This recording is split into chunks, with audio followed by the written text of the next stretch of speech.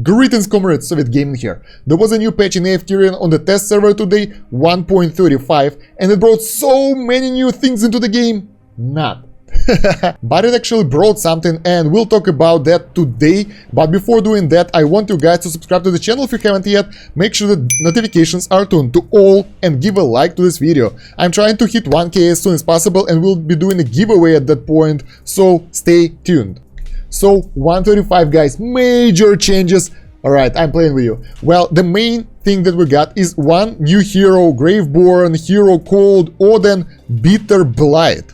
Well, there he is, our fantastic new champion. I don't know if you guys like him or not. It seems that he is another damage dealer. The basic description says its role is AoE, so I'm wondering if he will be as good as Chimera. Probably not. No one can be as good as Chimera. So let's take a closer look at his skills. The first one is Soul Burn. It will drain energy of an enemy with the highest amount of energy and will prevent him from regenerating for 5 seconds and will damage him. The idea looks pretty interesting, but we'll have to test it out a bit later, so let's wait. Next one we'll talk about is Eye of Evil, which is passive. When Oden recovers 300, 1000, 2000 energy points respectively, one of his eyes will open until all 3 eyes are open, and it's basically changing the mechanics of other skills. First, I will add stun effect to Eviction, which we'll talk about next.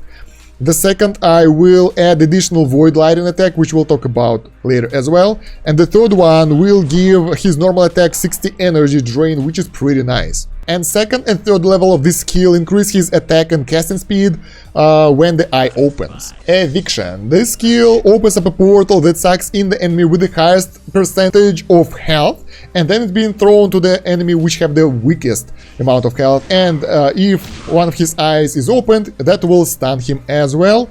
The levels increase its damage. So we have some minor AoE here. Then we have Void Lighting, which is basically opening up a portal, causing the Void Lighting to blast out of it, striking the nearest enemy that is standing directly opposite of him for some AoE damage. At level 3 it recovers additional energy for the hero, and all other levels increase the damage. And when he have 2 eyes open, that will add additional lightning bolt to the furthest enemy. Now let's take a look at the signature item, Void Gazer.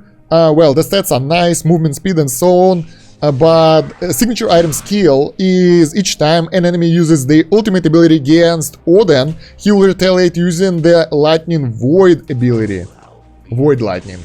And the damage dealt is equal to 60% of the original damage. And the higher level of the signature item increases the damage of that retaliation. So it should work really well against AoE damage dealers like Chimera and so on. Let's see how this guy behaves in the test combat.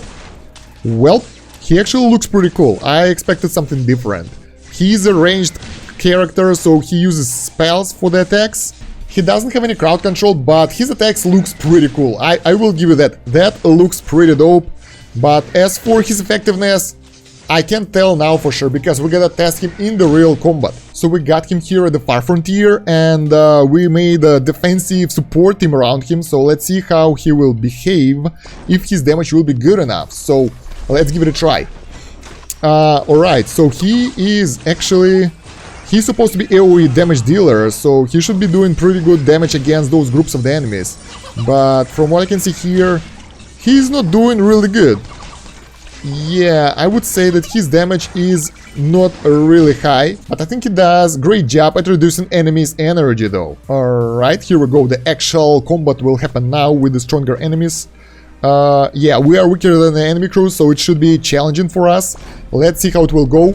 I actually think that he isn't that useful, and we won't be able to kill the strong bosses with him. Yeah, even though the enemies are in the same group, in the group over there at the corner, his attacks aren't strong enough to kill them really fast, so I would say he's losing to Chimera in terms of damage. What about fight against Chimera? Let's see how it will go. So we put him right in front of her, and he should be focusing her specifically. And he does pretty well. She didn't manage to launch ultimate, so he can be used pretty well as someone who will prevent one of the enemies from using the ultimates that are really dangerous. And that fight went pretty easily. Let's go against the stronger enemies. This should be harder, right? They don't really have strong enemies here, strong heroes, but we will see how it will go. Yeah, so in terms of damage, he isn't the best. In terms of control, he isn't the best, but his energy drain might be useful in some situations. In order to actually figure out how good he is or not, you gotta get him, ascend him, and use him in the proper team combinations, not in the one with peaks of time. But at least I hope that will give you the, basic opinion about him. And after all, we won the boss fight that wasn't supposed to be won with this team combination. Alright, now let's move on to the second part of the patch, which is bounty board change. Well, the difference isn't that huge. First of all, we got additional levels of the bounty board. Now it will be limited to level 7, I guess. So now bounty board have 8 different tiers of quests. That means we won't be having those low reward quests when we have promoted and upgraded our bounty board. That's really nice. And they added a new dispatch all and collect all feature. Let's test it out. This is what I've been waiting for, because doing the bounty board is a little bit kinda repetitive. So let's see, collect all, it works. Dispatch, oh yeah, there we go, one click and all your bounty board quests are done. That's really nice.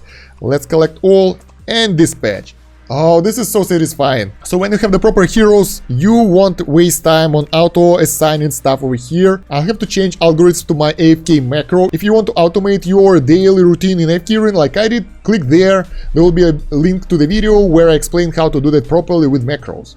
And I really can't wait till they do something like this for Arcane Labyrinth, like autoplay or something, because I skipping it most of the time. I'm too lazy to do it. Please, Lilith, do something about it, make it automated for some high-level VIPs or something. It's really, really nice.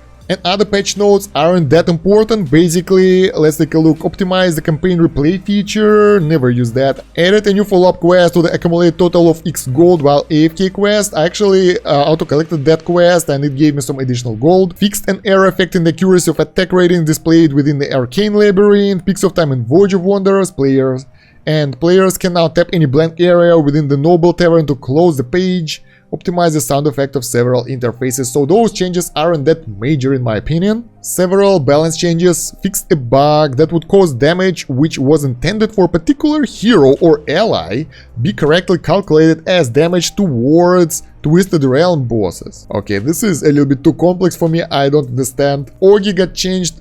Who uses Orgi those days? He is a fodder. Arden Nature's voice reworked. Arden's battle animations.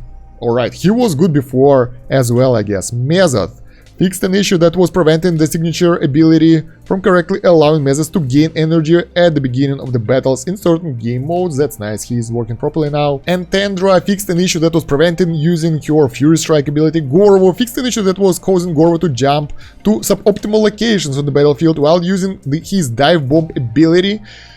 Nice, I guess.